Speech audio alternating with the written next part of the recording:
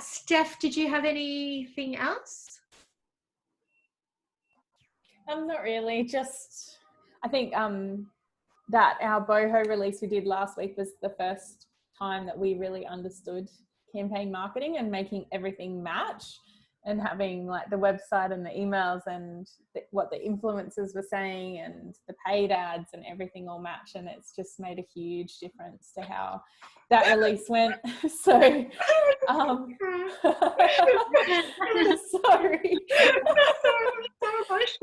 It went too well, Mia. It did. We were like, whoa, back off.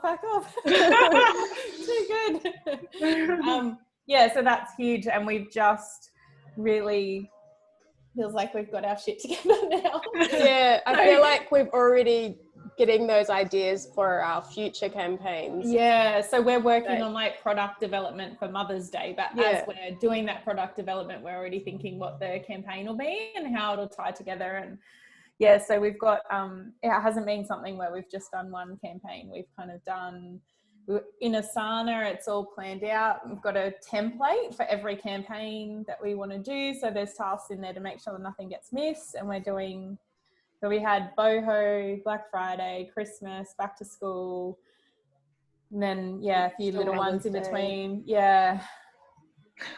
Valentine's Day will be like, Easter. I'm done. Yeah, I feel like it's never ending though, isn't it? Like your marketing doesn't just stop with your back to school campaign. You are always rolling into the next one, I feel. Yeah, but we'll talk about this in a minute. You'll become second nature. It won't feel like all this work every time. You'll just be like, oh, I'm planning a campaign. It's just like, think about the first time you had to learn Instagram stories, or you had to figure out how to schedule an ad campaign in Facebook Ads Manager, and it would all just felt overwhelming. But then now it's easy to do an Insta stories and all of that. That's the same with campaign marketing. The more you do it, the more you will just naturally go, hang on a second, it's a missed opportunity if I just do this as a post, as opposed to making a whole campaign around it. Yeah. So we've even changed like all our content planning templates so that we're planning emails. And so we were previously just planning the feed and winging the rest. So now we've kind of changed it. So it's got columns for emails, like pre-prepared stories, talking live stories, blog posts, like everything. And we can plan. So those kind of things all go up on the same day. So actually, the biggest one we had was the teacher gifts. Yeah. Which was a little mini campaign we did, which had posts and emails and whatever. And I think that was about $11,000 of revenue from one email, one post, one story. Just the fact that it was coordinated everywhere. Yeah.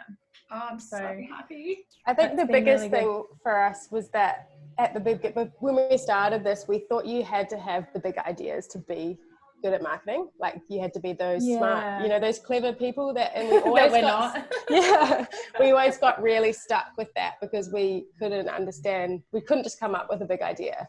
And then, but it's not, now I feel like that's not what it's really necessarily about. It's about doing all those little bits of planning and those little bits of, in between, so that you can come up or work towards that idea. And it takes time. Hey, like it doesn't happen overnight. Like you really do put the effort in.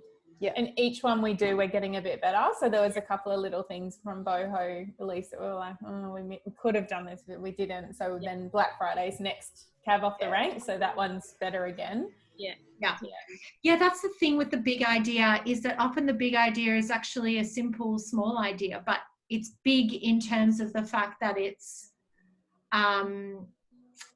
unifying. It's not so much we're going to go out there with this,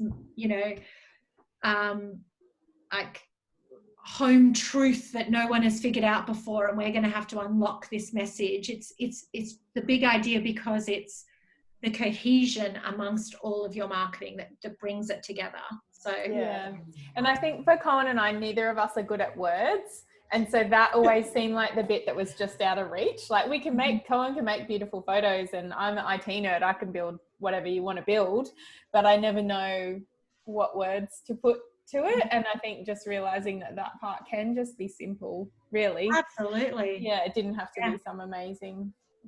But we did hire a content writer too.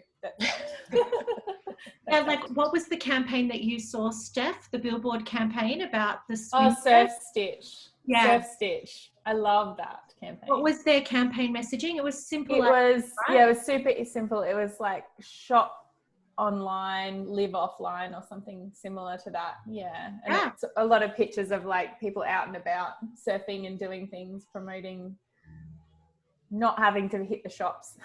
Yeah. Yeah. And I guess that's what we talked about last week, is that it could be message driven, your campaign, but it could be visually driven, or it could be a theme, or it could be a piece of hero content, or it could be ambassador. Like your big idea could be all sorts of different things. It doesn't have to be, you know, an incredible tagline or a killer. Yeah.